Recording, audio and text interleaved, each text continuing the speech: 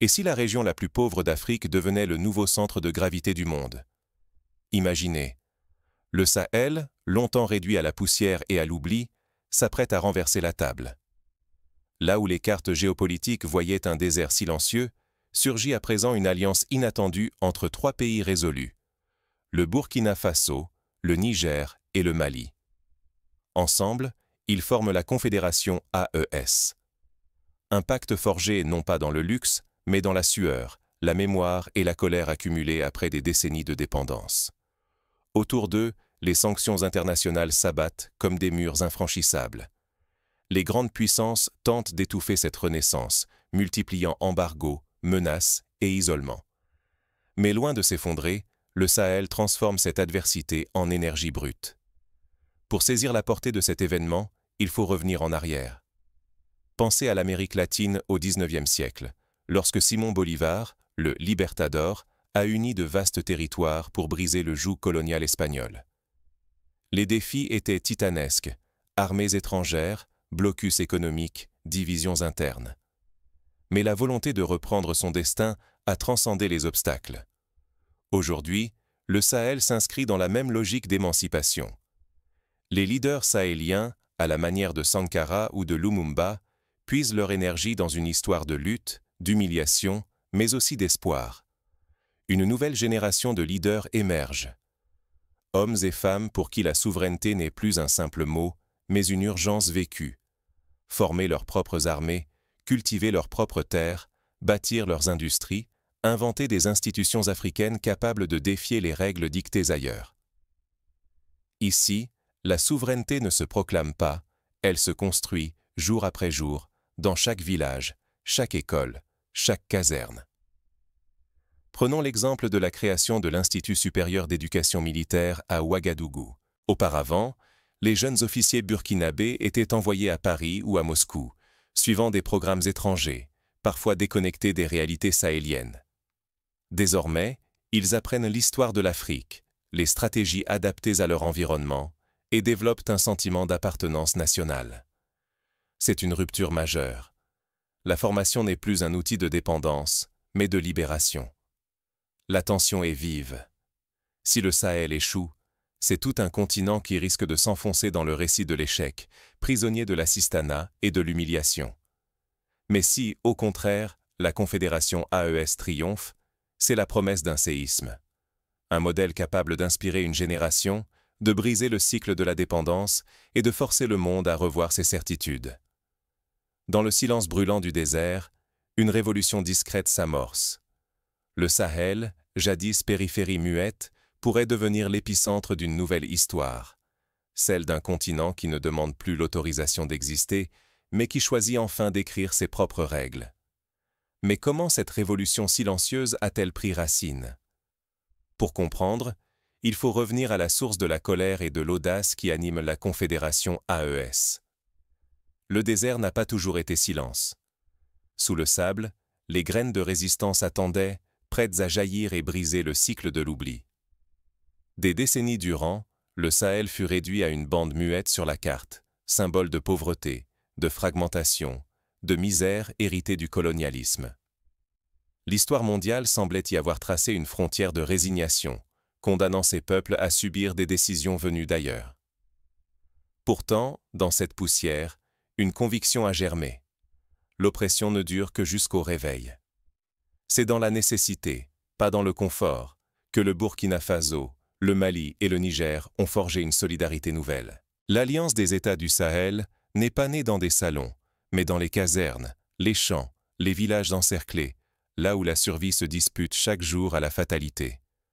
Face aux discours de justice venus de la Banque mondiale ou de la Cour internationale, une vérité implacable s'est imposée. Ce que Genève ou Paris nomment « équité » résonne souvent comme spoliation à Ouagadougou ou à Niamey. Pendant que l'Occident sanctionne, interdit ou fixe les prix, le Sahel tente de réparer ce que la colonisation a brisé. Regardons l'exemple du coton burkinabé. Pendant des années, les agriculteurs recevaient des prix imposés par les marchés européens, souvent inférieurs aux coûts de production. Les profits partaient vers les multinationales, laissant les paysans dans la misère. Aujourd'hui, Grâce à la coopération régionale, des coopératives locales contrôlent l'exportation et la transformation du coton, générant des revenus qui restent sur place. C'est un bouleversement discret, mais fondamental. La fracture est devenue béante. D'un côté, des institutions internationales qui défendent un ordre ancien. De l'autre, des sociétés africaines décidées à réinventer leur histoire et reprendre leurs ressources. Le Niger se bat pour vendre son uranium. Le Burkina Faso reprend le contrôle de son or et investit dans ses propres mines. Ce sont les premiers pas d'une souveraineté qui ne se proclame pas, mais se construit jour après jour. La révolution AES marque aussi la fin de la dépendance militaire. Pour la première fois, les officiers se forment sur leur propre sol, dans des instituts bâtis par et pour les Africains. Chaque entraînement devient un rempart contre l'ancienne soumission, chaque leçon, un ferment de dignité retrouvée. Même les indicateurs l'attestent.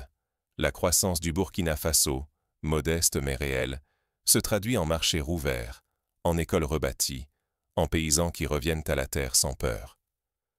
Le Nord, jadis territoire d'insécurité, retrouve la vie. Les premiers succès industriels émergent, de la transformation agricole à la fabrication locale de drones et de machines. Au Mali, la transformation du mil en farine locale a permis de réduire l'importation de produits alimentaires de près d'un tiers en 3 ans. Des dizaines de petites usines rurales créent des emplois et permettent l'autonomie alimentaire. Les femmes, majoritaires dans ces coopératives, témoignent d'un changement profond. Pour la première fois, elles gagnent un revenu stable et participent aux décisions économiques de leur village. Le Sahel démontre aujourd'hui qu'un peuple finit toujours par reprendre la plume de son histoire. L'indépendance ne se réduit pas à des slogans. Elle se tisse dans le quotidien. Cultiver, former, décider ensemble, refuser la résignation. Derrière chaque avancée, il y a la mémoire de Sankara, la volonté de Traoré et l'espoir d'une génération décidée à vivre debout. Saisir ce contexte, c'est comprendre où se jouent les vraies lignes de fracture du XXIe siècle. Ignorer cette renaissance, ce serait refuser de voir comment un continent longtemps nié est en train de redessiner son propre destin. Mais cette renaissance ne se fait pas sans risque. À chaque pas, l'AES affronte des pressions extérieures, des menaces internes et l'incertitude du lendemain. Quand l'Afrique ose dire non, le tribunal du monde répond par un coup d'arrêt. Dans les couloirs capitonnés des grandes institutions, une bataille sans merci s'orchestre. Ici, plus de chars ni de fusils. La guerre se joue dans les alinéas, les traités rédigés en urgence, les embargos qui frappent plus fort que des obus. La Confédération du Sahel, l'AES, découvre que la souveraineté ne se conquiert pas seulement sur les champs de bataille. Il faut aussi l'arracher aux mains de ceux qui tracent les lois du commerce mondial, loin de Bamako ou de Niamey. Premier coup dur. Sous la pression d'Orano et de Paris, la Cour internationale du droit des investissements, le CIDI, décrète la suspension du commerce d'uranium nigérien. Le Niger, pourtant assis sur des réserves colossales, se voit soudain interdit de commercialiser son or du désert. Chaque tonne d'uranium bloqué n'est pas qu'une perte sèche pour l'économie nigérienne. C'est une humiliation méticuleusement orchestrée. Un avertissement envoyé à tout le continent. L'Afrique ne décide pas du prix de sa propre richesse. Pour illustrer l'impact, souvenons-nous de l'embargo pétrolier imposé à l'Iran dans les années 2010. Le blocus des exportations a plongé la population dans une crise profonde, mais a aussi forcé l'Iran à développer son industrie locale et à tisser de nouvelles alliances. De la même façon, la suspension de l'uranium nigérien est à la fois une sanction et une opportunité pour repenser l'économie. Mais la sanction ne s'arrête pas là. Elle s'étend au secteur financier. Banque mondiale, Fonds monétaire international, Union européenne, toutes ces institutions suspendent ou retirent leur appui. Pour des millions de familles sahéliennes, cela signifie des hôpitaux désertés, des écoles sans cahiers ni professeurs, des routes avalées par la poussière. Les médias du Nord parlent de chaos et d'ingérence, mais sur place la réalité est plus brutale. On tente d'étouffer une révolution avant même qu'elle s'ancre dans le réel. Face à ce blocus, une réaction inattendue éclate. À Niamey, à Ouagadougou, à Bamako, les foules descendent dans la rue et scandent leur dignité retrouvée. Notre uranium, notre droit. Le Sahel n'est pas à vendre. La mobilisation devient immense, transcendante, traverse partis et générations. Graffitis sur les murs, chansons dans les marchés, hashtags sur les réseaux, la résistance s'invente un nouveau langage, celui de la réappropriation. Pour comprendre la force de cette mobilisation, rappelons-nous les mouvements anti-apartheid en Afrique du Sud. Malgré la répression, la société civile s'est organisée, utilisant la culture, la musique, l'éducation pour contourner la censure et unir le peuple. Le Sahel aujourd'hui réinvente ses stratégies à l'ère numérique. Réseaux sociaux, radios communautaires, sites d'information locaux jouent un rôle déterminant dans la circulation de l'espoir. Car la bataille ne se joue plus seulement sur le terrain militaire. Elle investit les tribunaux internationaux, les écrans des traders à Londres, les salles de rédaction parisiennes. Le droit, autrefois neutre, devient une arme impitoyable. Chaque décision prise à Genève ou Paris redessine la vie d'un village à des milliers de kilomètres. Qui détient le droit contrôle la richesse. Qui écrit les règles façonne le futur. Voilà le nerf de la guerre. Derrière chaque embargo, chaque suspension, se cache la question essentielle. Qui peut décider du destin africain? Tandis que les géants financiers imposent leur tempo, l'AES tente d'inventer une nouvelle partition. Une partition où la souveraineté ne rime plus avec isolement, mais avec création. Pour y parvenir, les pays membres s'inspirent d'autres expériences historiques. L'Asie du Sud-Est, dans les années 70, a surmonté la pauvreté grâce à la coopération régionale et à l'industrialisation progressive.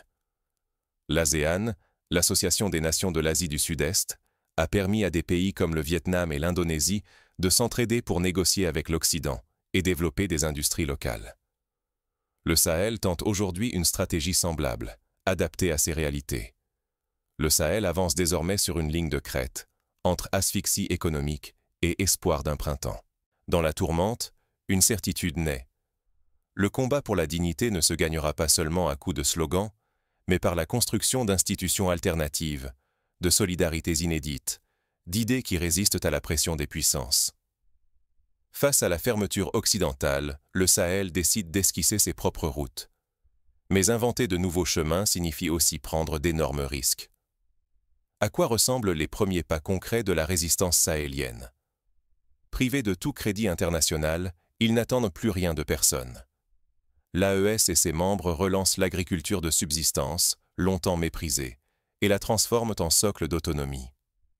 Dans les villages du Sahel, chaque graine plantée devient un acte de défi, un refus de tendre la main à l'aide étrangère.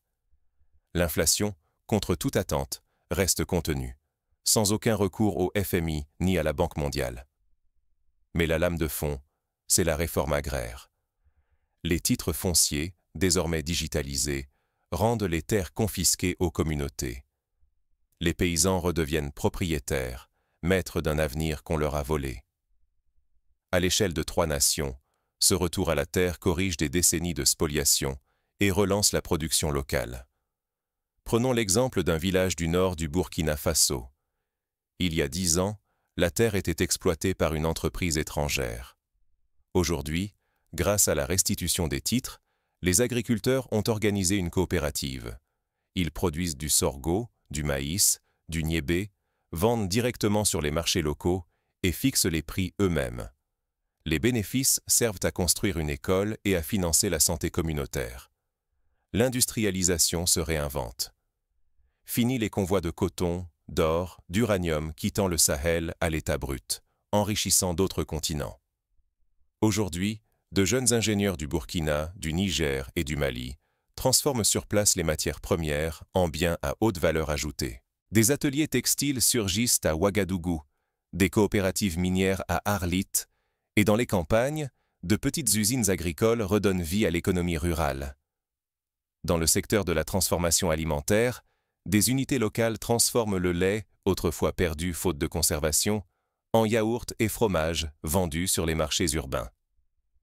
Un exemple similaire s'est produit au Brésil, lorsque le programme Fome Zéro a encouragé la production locale pour lutter contre la malnutrition. Le Sahel s'inspire de ces modèles pour bâtir sa propre résilience. Pour sortir de l'isolement, l'AES multiplie les alliances. Russie et Chine deviennent des partenaires, mais la vraie rupture se joue au sud. Des accords sont scellés avec l'Algérie, la Turquie, l'Éthiopie. Les échanges de savoir, de technologies et de médicaments s'organisent hors des circuits occidentaux. C'est une diplomatie du possible, où chaque pays africain redevient acteur de son destin. Par exemple, un partenariat avec l'Algérie a permis d'installer des panneaux solaires dans les villages reculés du Niger, offrant l'électricité à des milliers de foyers pour la première fois. Un accord avec la Turquie soutient la formation technique des jeunes ingénieurs maliens. La révolution atteint l'école. Terminé, les manuels venus de Paris ou de Washington, l'histoire du Sahel, sa mémoire, ses héros, reviennent dans les programmes. Les écoles rurales forment à l'agroécologie, à la gestion des ressources, à la technique minière adaptée. Désormais, il ne s'agit plus de partir, mais de bâtir. On observe aussi la création de nouvelles universités régionales, comme celle de Bamako, spécialisée dans les énergies renouvelables. Les étudiants travaillent sur des projets concrets pour irriguer les terres arides ou développer des mini-centrales solaires. Ce sont des solutions locales pour des problèmes globaux.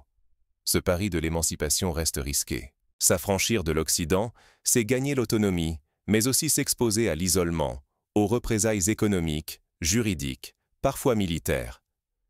Pourtant, chaque pas en avant rend le retour impossible. Le Sahel découvre, jour après jour, sa propre puissance. Mais ce réveil attire déjà les regards inquiets des puissances établies. Face à cette transformation, l'ordre mondial vacille. Les intérêts menacés ne resteront pas spectateurs. Le Sahel n'est plus une mine épuisée, il est devenu la plume fière qui trace son avenir. Là où l'on annonçait misère et fatalisme, la région ose écrire un récit neuf, forgé dans la résistance, mais tendu vers la construction. Désormais, l'expérience sahélienne n'est plus un épiphénomène. C'est une leçon vivante qui questionne toute l'Afrique, et même au-delà. Première leçon, l'unité. Face à l'adversité, le Burkina Faso, le Niger et le Mali prouvent qu'il est possible de dépasser des frontières héritées pour bâtir une intégration sans précédent. Monnaie commune, marché intérieur partagé, corridor énergétique du désert à la forêt. Des projets longtemps rêvés deviennent feuilles de route concrètes.